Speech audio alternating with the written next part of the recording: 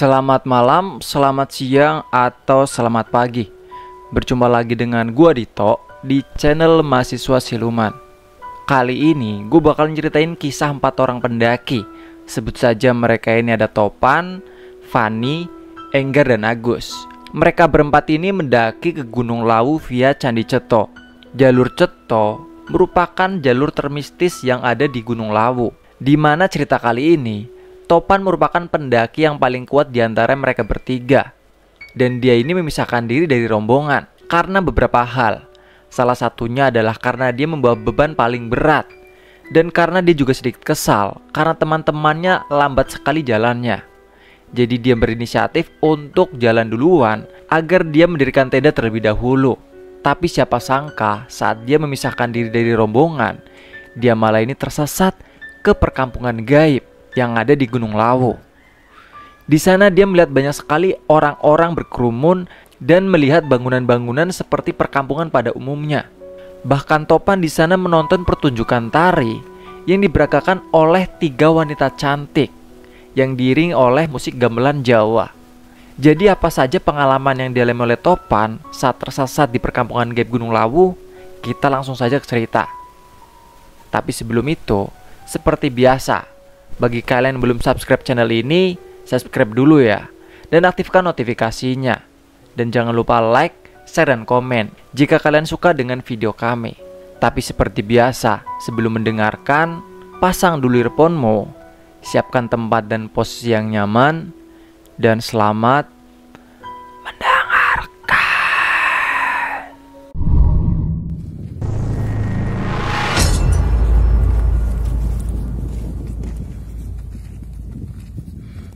Cerita dimulai.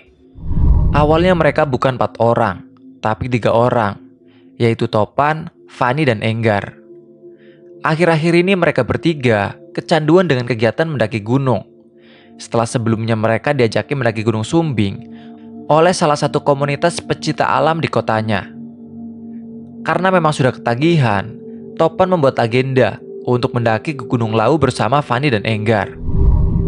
Setelah deal dengan rencana ke Gunung Lawu itu, mereka berunding kapan dan via jalur mana. Fani memberi saran agar mereka mendaki ke Gunung Lawu via Cemorosewu karena jalur itu lebih terkenal ramai oleh pendaki. Tapi Topan kurang setuju. Dia menyarankan mendaki ke Gunung Lawu via Candi Ceto agar lebih menantang. Karena setahu Topan, jalur Ceto itu lebih asri dan masih kental akan hal mistisnya. Topan memang orangnya cukup nekat dalam melakukan sesuatu. Dan akhirnya mereka pun setuju dengan keputusan Topan. Setelah berunding soal jalur, mereka lanjut berunding kapan mereka akan berangkat. Berhubung 1 minggu kemudian tepat masuk bulan Suro, Enggar memberi usul agar berangkatnya nanti pas Suroan aja. Karena setahu Enggar itu Gunung Lawu akan rame saat bulan Suro. Akhirnya semua rencana sudah deal. Karena waktu itu mereka ini hanya ada 3 orang, Topan meminta pada yang lain untuk mengajak 1 teman lagi untuk ikut dengan tujuan agar tidak ada yang berkendara sendiri nantinya. Mengingat mereka nanti akan mengendari motor. 3 hari sebelum hari keberangkatan, Fani memberitahukan kepada teman-temannya kalau nanti ada 1 temannya yang mau ikut. Tapi sebelumnya temannya ini belum pernah mendaki gunung, alias masih sangatlah pemula. Singkat cerita, tibalah hari pemberangkatan. Mereka janjian untuk berkumpul di rumahnya Fani. Topan berangkat dan menjemput Enggar ke rumahnya dulu. Baru setelah itu mereka berdua menuju ke rumahnya Fani. Sesampainya di rumahnya Fani, terlihat di situ sudah ada Fani dan 1 temannya yang akan ikut. Dan kemudian Fani memperkenalkan temannya itu pada Topan dan Enggar. Sebut saja temannya Fani itu adalah Agus. Di rumah Fani, mereka membagi peralatan yang akan dibawa nantinya. Nah, berhubung waktu itu Agus ini masih dibilang pemula, mereka tidak memberi Agus beban yang berat. Dia hanya membawa perlengkapan pribadinya saja. Tenda dan peralatan masak masuk ke dalam carrier-nya Topan. Karena di antara mereka berempat, bisa dibilang nih, Topan ini yang paling strong. Dia juga sudah terbiasa membawa beban berat di pendakian-pendakian sebelumnya. Setelah semua sudah terpacking, mereka pamit sama ibunya Fani dan mencium tangannya satu persatu. Setelah itu mereka berangkat, dengan posisi Topan berbonceng dengan Enggar dan Fanny berbonceng dengan Agus. Di perjalanan, mereka sempat salah jalan, tapi dengan mengandalkan GPS di HP, akhirnya mereka sampai di pos pendakian Ceto pada pukul 8 pagi. Sesampainya di situ mereka istirahat dulu, baru kemudian meminta izin ke pos pendakian. Siang itu kondisi sekitaran pos cukup ramai oleh pendaki lain. Setelah mendapatkan izin, perjalanan pun dimulai kurang lebih pukul 9 pagi. Mereka berjalan membuntuti rombongan pendaki yang berjumlah 2 orang. Di awal-awal perjalanan mereka tidak ada kendala apapun, hingga sampailah mereka di pos 1. Di pos 1 ini mereka istirahat, sedangkan 2 pendaki yang mereka buntuti tadi lanjut berjalan. Ketika sedang istirahat di pos 1, Agus itu terlihat ngos-ngosan, karena mungkin ini adalah pendakian pertamanya. Melihat itu Topan memberi semangat. "Ayo Gus, semangat Gus. Di puncak ada Indomaretnya, hehehe," ucap Topan bercandain Agus agar dia semangat. Tidak lama beristirahat di pos 1, terlihat ada satu rombongan yang berjumlah 3 orang yang baru datang dan baru sampai di pos 1. Rombongan mereka itu tidak istirahat dan lanjut jalan sambil menyapa Topan dan rombongannya. "Monggo mas," ucap salah satu pendaki itu, dan Topan pun membalasnya, "Ji monggo." Kemudian Topan mengajak teman-temannya untuk melanjutkan perjalanan, dan perjalanan pun kembali dilanjutkan dengan posisi Topan paling depan dan Enggar paling belakang. Mereka berjalan membuntuti pendaki yang disapa tadi dengan jarak yang cukup jauh. Di perjalanan menuju ke pos 2 ini, sesekali mereka mengajak Agus untuk mengobrol dengan tujuan agar capek yang dirasakan Agus ini tidak terasa. Cukup lama berjalan, akhirnya mereka sampai di pos 2 bersamaan dengan rombongan pendaki yang mereka buntuti tadi. Nah, di pos 2 ini terlihat Agus sudah sangat kelelahan. Dia terduduk lemas di dalam bangunan pos dan nafasnya sudah tidak beraturan. Melihat itu Fanny bertanya pada Agus, "Kondisimu gimana Gus?" Sambil berusaha mengatur nafas, Agus menjawab, "Gila, capek banget. Puncak masih jauh ya?" "Masih lama banget Gus. Ini mah belum ada setengahnya," sahut Topan. Mendengar itu, Agus terlihat semakin lemas. Dia sudah menghabiskan 1 botol air minum yang dibawanya. Ketika sedang istirahat itu, Topan mengobrol dengan 3 orang pendaki yang juga sedang istirahat di situ. Ternyata mereka rombongan dari Jakarta. Mereka sedang menyusul teman lainnya yang sudah duluan di atas. Sekitar 20 menitan istirahat, rombongan asal Jakarta itu pamit untuk jalan duluan. Melihat itu Topan juga mengajak temannya untuk melanjutkan perjalanan. Dengan berat hati, Agus harus berdiri dari duduknya dan mengumpulkan semua tenaganya untuk melanjutkan perjalanan. Perjalanan menuju ke pos selanjutnya, mereka bareng dengan 3 orang asal Jakarta itu. Tapi waktu itu jalan Topan dan teman-temannya ini sangatlah lambat karena mengimbangi langkah Agus yang waktu itu terlihat sudah sangat kelelahan. Hingga akhirnya Topan dan teman-temannya ini tertinggal jauh oleh 3 orang asal Jakarta tadi. Kira-kira di tengah perjalanan menuju ke pos 3 itu, seringkali Agus mengajak mereka semua untuk istirahat di pinggir jalur. Ada kali sampai 5 kali berhenti. Nah, di sini sebenarnya Topan sedikit kesal ya, karena sebentar-sebentar harus berhenti. Tapi dia berusaha menyimpan emosinya itu, karena mengingat Agus ini masih sangatlah pemula. Ketika berhenti yang kelima kalinya, akhirnya Topan ini tidak bisa menahan kesalnya. Karena waktu itu, Topan membawa beban yang paling berat. Dan kalau keseringan berhenti itu, akan membuat Topan juga kelelahan.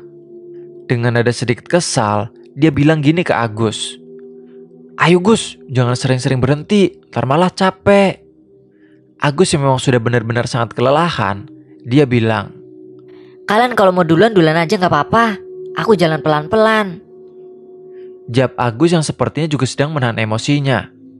Mendengar itu, Enggar menyahut, "Udah gak apa-apa, santai aja. Lagian juga masih siang kan."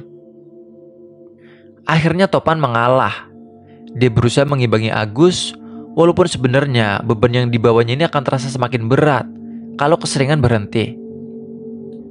Setelah cukup lama istirahat, perjalanan kembali dilanjutkan. Pelan-pelan, akhirnya mereka sampai di pos 3. Di pos 3 ini ada beberapa pendaki lain yang juga sedang istirahat, termasuk rombongan asal Jakarta yang mereka temui di pos 2 tadi. Nah, di pos 3 itu, bisa dibilang Agus ini hampir nyerah. Nafasnya benar-benar sudah tidak beraturan. Seringkali dia bilang ke Fanny agar mendirikan tenda di sini saja. Melihat kondisi Agus seperti itu, mereka akhirnya berunding. Pan, gimana nih? Agus kayaknya udah gak kuat. Ucap Fanny pada Topan. Lalu Topan menjawab, "Gak apa-apa, santai aja. Sebentar lagi sampai di pos 5 kok. Ntar kita camp di sana." Di pos 3, mereka istirahat cukup lama. Hingga satu persatu pendaki yang ada di situ bergerak melanjutkan perjalanannya. Melihat waktu yang sudah menjelang sore, Topan mengajak yang lain untuk melanjutkan perjalanan dengan tujuan agar segera sampai di pos 5 dan mendirikan tenda di sana. Seringkali dia memberi semangat kepada Agus. "Ayo Gus, semangat. Sebentar lagi sampai di sana kok. Kita camp di sana." Perjalanan kembali dilanjutkan. Tapi yaitu, sebentar-sebentar mereka harus berhenti untuk mengimbangi langkah Agus. Nah, kira-kira di pertengahan antara pos 3 menuju pos 4, tepatnya ketika berhenti di pinggiran jalur, Topan ini merasa semakin kesal sama Agus yang seringkali meminta berhenti. Tetapi Topan tidak mengucapkannya secara langsung kekesalannya ini. Merasa kalau semakin sering berhenti malah semakin capek, Topan berinisiatif untuk berjalan duluan. Dia bilang kepada teman-temannya, "Rek, aku jalan duluan ya pelan-pelan. Soalnya kalau keseringan berhenti ini tasku malah semakin berat." Memang sih, beban yang ada di tasnya Topan itu memang yang paling berat di antara yang lain. Menyadari hal itu, Fanny dan Enggar mempersilahkan Topan untuk jalan duluan dan memintanya untuk menunggu di pos 4. Topan kemudian bergegas jalan dulu dengan pelan dan meninggalkan teman-temannya yang masih istirahat di pinggir jalur. Nah, ketika sedang berjalan sendiri itu, Topan bertemu dengan satu rombongan yang tadi juga istirahat di pos 3. Mereka sedang istirahat di pinggir jalur. Topan menghampiri para rombongan itu. Kemudian salah satu rombongan itu bertanya pada Topan, Duh mas, perasaan tadi berempat kok sekarang sendirian? "Iya mas, mereka istirahat di belakang karena kecapean," jawab Topan. Belum lama berhenti, rombongan itu kemudian melanjutkan perjalanan. Dan Topan pun ikut berjalan bareng mereka hingga sampai di pos 4. Di pos 4, Topan ini istirahat cukup lama untuk menunggu teman-temannya yang masih di belakang. Dia juga mempersilahkan rombongan yang tadi bareng dengannya untuk berjalan duluan. Karena lama menunggu teman-temannya tidak juga sampai, Topan mengeluarkan alat masaknya untuk membuat kopi. Lama menunggu, tapi teman-temannya itu tidak kunjung sampai. Di sini Topan merasa sedikit khawatir, takut terjadi apa-apa dengan temannya itu. Tidak lama kemudian, ada satu rombongan yang baru sampai di pos 4, dan Topan bertanya kepada mereka, "Mas, tadi lihat nggak ada 3 pendaki yang juga sedang naik? Salah satunya pakai tas biru dan pakai topi." Lalu salah satu dari mereka menjawab, Oh iya lihat mas, udah deket kok. Bentar lagi juga sampai. Mendengar itu Topan merasa lega, karena setidaknya tidak terjadi apa-apa sama temannya. Mereka para rombongan itu hanya istirahat sebentar di pos 4, kemudian lanjut jalan lagi. Setelah kurang lebih 1 jam menunggu, akhirnya kelihatan tuh teman-temannya Topan sampai di pos 4, dengan keadaan Agus yang sudah sempoyongan. Sesampainya di situ, Topan membuatkan teman-temannya itu kopi, dan dia bilang sama Agus, "Gimana Gus? Aman?" Agus hanya mengacungkan jari jempolnya. Lalu Topan lanjut bilang, "Tenang Gus, ntar kalau udah sampai di puncak pasti akan kebayar semua." Setelah kopi sudah habis, Topan mengajak teman-teman yang lain untuk berjalan lagi. Agus yang masih nyaman dengan istirahatnya meminta untuk camp di sini saja. Tapi Topan tidak mau. Dia masih bersikukuh untuk lanjut jalan. Karena menurut Topan, nanggung kalau camp di sini. Mengingat habis ini sudah sampai di pos 5. Melihat Agus yang masih nyaman dengan istirahatnya, Topan tidak bisa memaksa. Merasa kedinginan karena sudah terlalu lama berhenti di pos 4, dan mengingat waktu itu hari sudah akan hampir gelap, Topan berinisiatif untuk lanjut jalan dulu lagi. Rek, aku jalan duluan ya. Ntar sampai di pos 5 aku langsung diriin tenda dan masak, biar Agus bisa langsung makan dan istirahat, ucap Topan pada teman-temannya. Lalu Engger menjawab, Jangan Pan, kita bareng aja. Ntar kalau ada apa-apa di jalan gimana? tenang aja, lagian kan ramai pendaki yang naik, ntar juga ketemu orang di jalan, jawab Topan. Memang sih di gunung itu kalau terlalu sering diem dan tidak ada aktivitas itu akan membuat suhu terasa semakin dingin. Akhirnya mereka mempersilahkan Topan untuk lanjut jalan dulu dan memintanya agar segera mendirikan tenda sesampainya di pos 5 nanti. Topan kemudian membereskan alat masaknya dan pamit sama teman-temannya untuk lanjut berjalan duluan. Entah bisa dibilang Topan ini egois atau gimana. Yang jelas, dia ini tidak bisa kalau lama-lama berhenti karena dingin. Di sisi lain dia juga tidak bisa keseringan berhenti di jalan, karena itu akan membuat tas yang dibawanya akan terasa semakin berat. Maka dari itu dia sering meninggalkan teman-temannya. Setelah peralatan masak sudah dikemas, dia lanjut jalan duluan, tepat jam 5:30 sore, dan meninggalkan teman-temannya di situ. Topan yang saat ini jalan seorang diri, tiba-tiba dia merasa ada yang janggal di dalam pikirannya, tapi nggak tahu apa. Dia terus berjalan, dan selama perjalanan itu, dia tidak menjumpai satu pendaki pun. Tidak lama kemudian, tiba-tiba kabut tipis turun. Udara pun tidak terasa begitu dingin. Nah, di sini Topan cemas. Dia mengira mungkin malam ini akan turun hujan. Nah, sedikit info ya buat teman-teman. Di gunung itu kalau sedang musim hujan, memang suhunya tidak terlalu dingin. Yang lebih dingin itu justru kalau musim kemarau.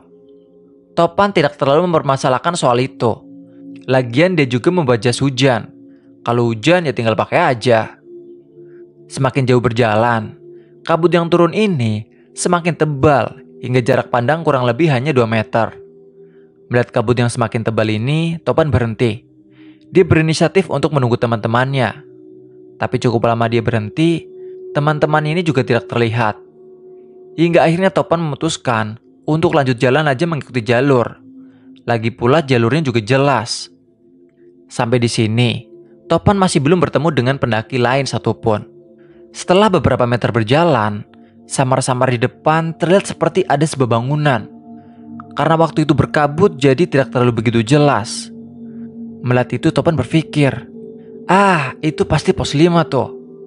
Lalu dia mempercepat jalannya menuju ke bangunan itu. Sampainya di situ, ternyata itu memang benar bangunan, tapi bukan pos 5. Tidak ada satupun pendaki terlihat di sana. Bangunan ini semacam rumah joglo, gelap dan tidak berpenghuni. Topan mikirnya, mungkin bangunan ini sengaja didirikan oleh penduduk setempat dengan tujuan tertentu. Tanpa berhenti di tempat itu, Topan lanjut berjalan. Setelah beberapa meter berjalan, di depan kelihatan lagi tuh seperti sebuah gapura. Tanpa berpikir aneh-aneh, Topan berjalan mendekati gapura itu. Dia mikirnya mungkin itu pos 5 yang memang ditandai dengan gapura. Nah, gapuranya ini unik. Semacam gapura kalau kita akan masuk ke sebuah desa. Dan di atasnya ini terdapat sebuah ukiran yang membentuk lambang. Tapi Topan tidak tahu itu lambang apa. Topan terus berjalan masuk ke gapura itu. Beberapa meter setelah masuk, di depan terlihat ada beberapa bangunan lagi. Dan beberapa orang sedang mondar-mandir. Topan mikirnya, ini pasti pos 5. Karena terlihat banyak pendaki lain. Setelah didekati, ternyata itu bukan pos 5. Lebih tepatnya seperti sebuah perkampungan. Melihat semua ini, Topan mikir, kok bisa ada perkampungan ya? Apa jangan-jangan ini yang dinamakan kampung gaib?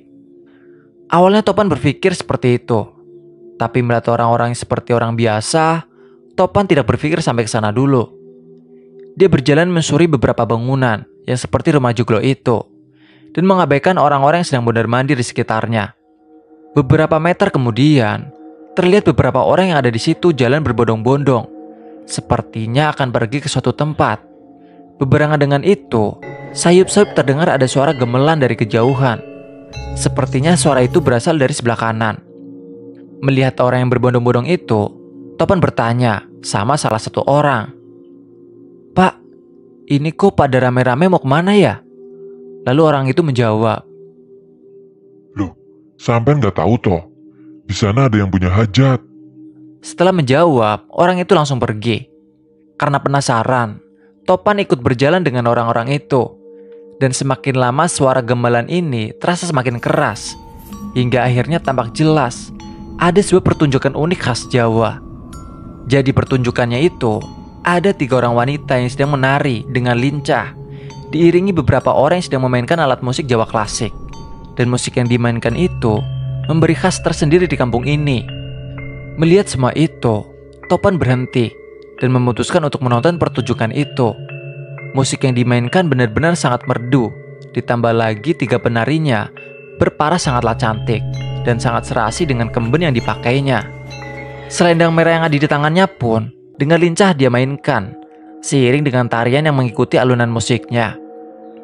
Melihat semua itu, Topan benar-benar kagum dengan Gunung Lawu. Ternyata semerah ini antusias penduduk Kalau Bulan Suro. Karena terlalu asik menonton pertunjukan itu, Topan hampir lupa kalau tujuannya ini adalah ke pos 5. Setelah ingat, dia pergi meninggalkan pertunjukan itu untuk melanjutkan perjalanan.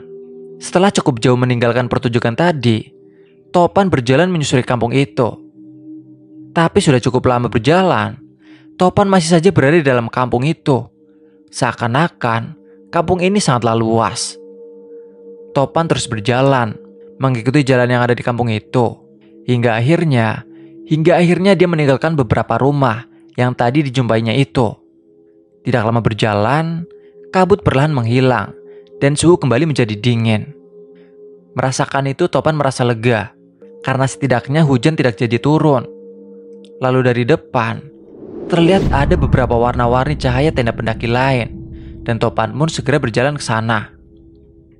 Sesampainya di situ, ternyata sudah ramai oleh pendaki lain yang sedang camp, dan terlihat Fanny, Enggar, dan Agus sedang terduduk seperti sedang menunggu kedatangan Topan. Melihat Topan yang baru sampai di pos 5, Enggar bertanya, Loh Pan, kamu dari mana? Kita dari tadi nyariin tendamu. Malah baru nyampe di sini. Iya maaf, aku tadi nonton pertunjukan dulu di bawah. Mendengar itu, Enggar penasaran. Dia tanya lagi, Pertunjukan apa Pan? Itu, tadi ada tari-tarian. Penarinya cakep banget, jadi lupa waktu deh. Hehehe. Lalu Fanny menyahut, Dari mana ada tari-tarian, Pan? Kamu jangan mengada-ngada ah.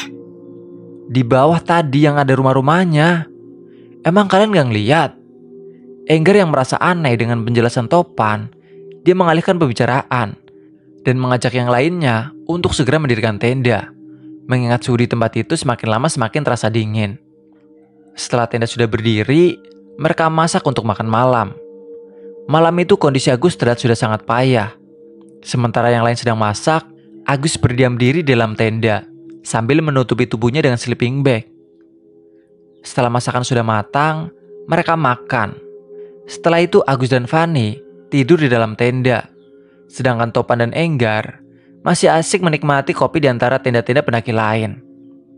Sambil menikmati kopi, Enggar bertanya tentang rumah-rumah dan pertunjukan yang tadi dibilang Topan. Topan pun menjelaskan kepada Enggar secara detail tentang apa yang dilihatnya barusan. Lalu Enggar memberitahu kepada Topan kalau mungkin semua yang dilihat Topan tadi adalah gaib, karena gak mungkin ada sebuah perkampungan di tengah gunung seperti ini. Ditambah lagi pertunjukan khas Jawa, seperti yang sudah ceritakan Topan. Mendengar itu Topan sedikit tidak percaya, karena menurut Topan semua itu terlihat nyata. Begitupun dengan orang-orang yang di kampung itu. Karena Topan ini tidak percaya, Enggar meminta pada Topan, Gini deh Pan, besok tunjukin kampung itu sama aku. Kalau nggak ada, berarti itu emang benar kampung gaib. Akhirnya oke. Topan berencana menunjukkan kampung itu kepada Enggar besok kalau turun. Dan Enggar meminta pada Topan agar merahasiakan ini pada Fanny dan Agus, sebelum nanti Topan bisa menunjukkan kampung itu pada Enggar. Karena malam semakin larut dan suhu juga semakin dingin, mereka berdua memutuskan untuk masuk ke tenda, kemudian tidur. Keesokan harinya, mereka semua bangun, dan pagi itu, Agus sudah terlihat lebih sehat dari sebelumnya. Pagi itu mereka bertanya kepada Agus, apa masih kuat kalau lanjut ke puncak? Agus yang merasa dirinya belum begitu fit, sebenarnya tidak ingin melanjutkan perjalanan ke puncak. Tapi mengingat perjalanan ke puncak itu mereka tidak membawa beban, akhirnya Agus mau untuk lanjut jalan ke puncak. Di sisi lain, sayangkan udah jauh-jauh sampai di sini tapi nggak sampai puncak. Setelah selesai sarapan, mereka packing peralatan yang akan dibawa ke puncak. 1 botol air dan perlengkapan penting lainnya dimasukkan ke dalam tasnya Agus yang ukurannya lebih kecil. Kemudian tas itu digendong Topan berjalan menuju ke puncak. Di perjalanan menuju ke puncak, Agus terlihat lebih baik dari kemarin. Dia tidak sering-sering berhenti di tengah jalur. Dan singkat cerita, sampailah mereka di puncak Gunung Lawu tanpa ada kendala apapun. Siang itu di puncak terlihat sangatlah keren. Topan dan yang lainnya merasa sangat senang. Terutama Agus ya, yang baru pertama kalinya mendaki gunung dan melihat pemandangan sebagus itu. Setelah cukup dokumentasi, mereka kembali turun dan mampir di area Argo Dalam untuk istirahat sebentar. Di Argo Dalam itu terlihat cukup ramai oleh pendaki lain. Begitu juga dengan pendaki spiritual dengan tujuan tertentu. Melihat situasi yang cukup ramai, Topan benar-benar kagum dengan Gunung Lawu. Ternyata Gunung Lawu memang benar-benar keren, terutama kalau bulan suruh kayak gini. Setelah cukup istirahat di Argo Dalam, mereka kembali turun ke tempat ngecamp mereka. Sampainya di tenda, mereka santai-santai dulu dan membuat kopi sebelum nanti lanjut berjalan turun. Nah, setelah cukup istirahat, mereka berkemas. Setelah itu lanjut berjalan turun. Mereka berjalan dengan sangat santai, sambil sesekali mengobrol, membahas keindahan pemandangan di puncak tadi, hingga tidak terasa, sampailah mereka di pos 4. Dan di perjalanan turun itu, Agus sudah tidak tampak kelelahan, seperti naik kemarin. Sampainya di pos 4 itu, Enggar berbisik kepada Topan. Pan, mana kampungnya? Mendengar pertanyaan itu, Topan baru ingat kalau tadi dia ini mau menunjukkan kampung itu pada Enggar. Tapi sejak perjalanan dari pos 5 menuju ke pos 4, dia itu tidak melihat ada kampung yang semalam dilihatnya. Lalu dia bilang pada Enggar, "Oh iya Enggar, aku lupa. Tapi kok nggak ngeliat ada apa-apa ya?" Nah kan aku bilang juga apa? Itu kampung gaib, Pan. Jelas Enggar. "Masa sih? Tapi kok kayak nyata gitu ya?" Tanya Topan penasaran. Emang kehidupan mereka sama seperti kehidupan kita, hanya saja beda alam. Jelas Enggar. Mendengar itu Topan sedikit merinding. Kalau ternyata kampung dan pertunjukan semalam itu adalah gaib. Untungnya Topan bisa keluar dari alam itu tanpa kendala apapun. Setelah cukup istirahat di pos 4, mereka lanjut berjalan turun. Dan singkat cerita, sampailah mereka kembali di pos perizinan tanpa ada kendala apapun. Sampai di situ mereka istirahat sebentar, kemudian lanjut berkendara pulang dengan selamat. Nah, pelajaran yang bisa kita ambil dari pendakian Topan ini dan teman-temannya, kalau bisa di dalam kondisi apapun, kalau di gunung, jangan sampai kita tinggalin teman-teman kita. Entar kalau ada apa-apa di jalan, kita mau minta tolong ke siapa? Beruntungnya Topan tidak kenapa-napa. Kalau sampai kenapa-napa gimana kan? Pasti bahaya. Sekian cerita ini, terima kasih. Semoga bisa menjadi pembelajaran buat kita semua.